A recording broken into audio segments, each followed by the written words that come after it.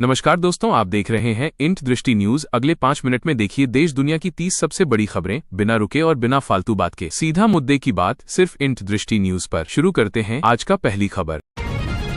देश भर में ईद का जश्न। रमजान के पवित्र महीने के बाद आज पूरे भारत में ईद उल फितर का त्योहार हर्षोल्लास के साथ मनाया जा रहा है। सुबह मस्जिदों में विशेष नमाज अदा की गई और लोगों ने गले मिलकर एक दूसरे को मुबारकबाद दी। मौसम का मिजाज बदला। उत्तर भारत समेत देश के 19 राज्यों में पश्चिमी विक्षोभ के कारण मौसम अचानक बदल गया है। दिल्ली, यूपी और बिहार में तेज हवाओं के साथ बारिश और ओलावृष्टि का अलर्ट जारी किया गया है। ट्रंप का युद्ध विराम से इनकार। अमेरिकी राष्ट्रपति डोनाल्ड ट्रंप ने ईरान के साथ युद्ध विराम की संभावना को खारिज कर दिया है। उन्होंने कहा कि जब तक लक्ष्य पूरी तरह हासिल नहीं हो जाता तब तक सैन्य कार्रवाई जारी रहेगी। कोलकाता अस्पताल में हादसा। कोलकाता के आरजी कर मेडिकल कॉलेज में लिफ्ट फंसने से एक व्यक्ति की मौत हो गई है। इस घटना के बाद पश्चिम बंगाल में राजनीतिक घमासान शुरू हो गया है और विपक्षी दलों ने जांच की मांग की है। ईरान का डिएगो गार्सिया पर हमला। वॉल स्ट्रीट जर्नल की रिपोर्ट के अनुसार ईरान ने डिएगो गार्सिया सैन्य बेस को बैलिस्टिक मिसाइलों से निशाना बनाया है। इस हमले के बाद पश्चिम एशिया में तनाव और अधिक गहरा गया है। नीतीश कुमार की समृद्धि यात्रा। बिहार के मुख्यमंत्री नीतीश कुमार 23 मार्च से अपनी समृद्धि यात्रा के 5वें चरण की शुरुआत करेंगे। यह यात्रा राज्य के विभिन्न जिलों में विकास कार्यों का जायजा लेने के लिए आयोजित की जा रही है। भारत की अफगानिस्तान को मदद। पाकिस्तान के हवाई हमलों में घायल हुए लोगों के इलाज के लिए भारत ने अफगानिस्तान को 2.5 टन मेडिकल सप्लाई भेजी है। भारत ने मानवीय आधार पर यह मदद पहुंचाने का फैसला किया है। शेयर बाजार में हलचल। वैश्विक तनाव के बीच आज भारतीय शेयर बाजार में उतार चढ़ाव देखने को मिल रहा है। आईटी और ऑटो सेक्टर के शेयरों में बिकवाली का दबाव है, जबकि डिफेंस सेक्टर के शेयरों में बढ़त दर्ज की गई। एलपीजी संकट गहराया। सूरत समेत गुजरात के कई हिस्सों में एलपीजी की भारी कमी के कारण प्रवासी मजदूरों का पलायन शुरू हो गया है। उद्योगों में श्रमिकों की कमी से उत्पादन पर बुरा असर पड़ने की आशंका जताई जा रही है। चैत्र नवरात्रि का तीसरा दिन। आज चैत्र नवरात्रि का तीसरा दिन है और भक्त मां चंद्रघंटा की पूजा अर्चना कर रहे हैं। मंदिरों में सुबह से ही लंबी कतारें लगी हैं और सुरक्षा के कड़े इंतजाम किए गए हैं। गणगौर उत्सव की धूम। राजस्थान और मध्य प्रदेश में आज गणगौर का त्योहार पारंपरिक श्रद्धा के साथ मनाया जा रहा है। महिलाएं अखंड सौभाग्य की कामना के लिए ईसर गणगौर की पूजा कर रही हैं और लोकगीत गा रही हैं।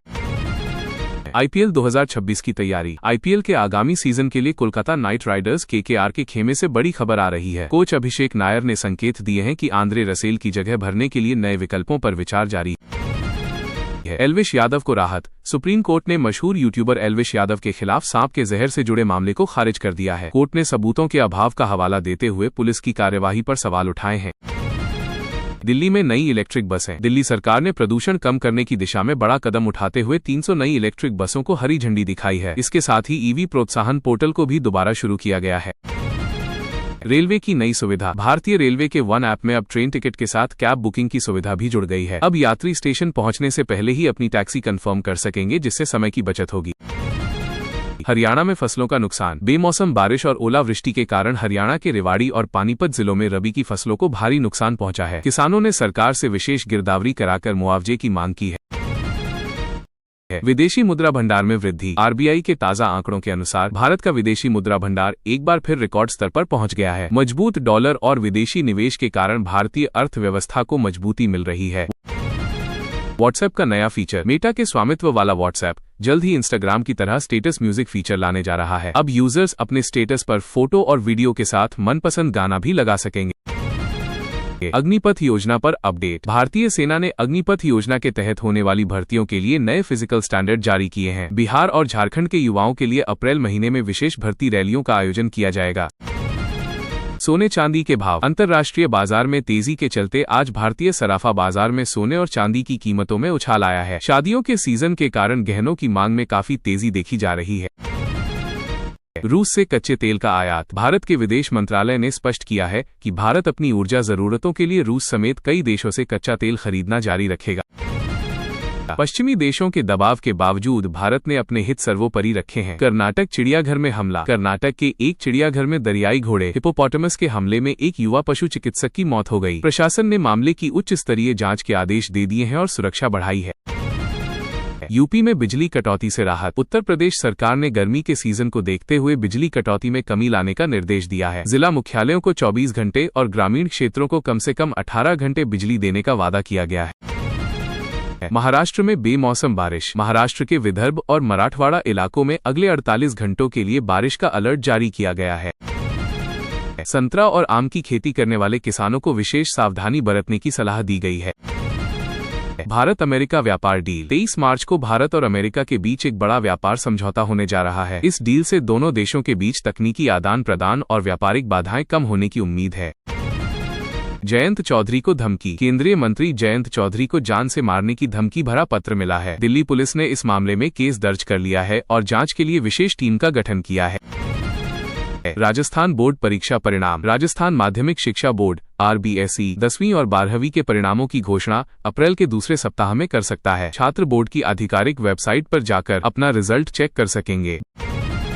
बिहार में भूमि सर्वेक्षण। बिहार के उप मुख्यमंत्री विजय कुमार सिन्हा ने कहा है कि अब हर 15 दिन में भूमि सर्वेक्षण कार्यों की समीक्षा होगी। इसका उद्देश्य जमीन विवादों को जल्द से जल्द सुलझाना और पारदर्शिता लाना है।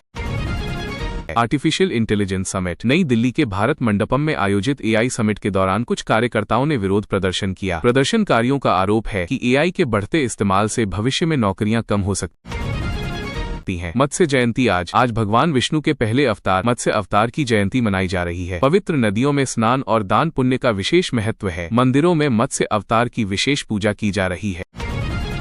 हैदराबाद में पालतू जानवर की मौत पर आत्महत्या। हैदराबाद में एक महिला ने अपने पालतू कुत्ते की मौत के गम में फांसी लगाकर आत्महत्या कर ली। इस घटना ने सोशल मीडिया पर लोगों को झकझोर कर रख दिया है। सेमीकंडक्टर प्लांट का शिलान्यास। प्रधानमंत्री नरेंद्र मोदी आज देश के बड़े सेमीकंडक्टर प्लांट का शिलान्यास करेंगे। यह प्रोजेक्ट मेक इन इंडिया अभियान के तहत भारत को चिप निर्माण के क्षेत्र में ग्लोबल हब बनाने में मदद करेगा।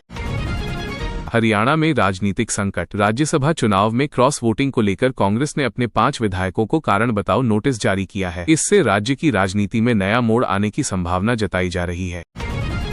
सूरत में मजदूरों का पलायन। LPG सिलेंडर की किल्लत और बढ़ती महंगाई के चलते सूरत के कपड़ा उद्योगों में काम करने वाले मजदूर वापस अपने गांव लौट रहे हैं। प्रशासन स्थिति को नियंत्रित करने के प्रयास कर रहा है।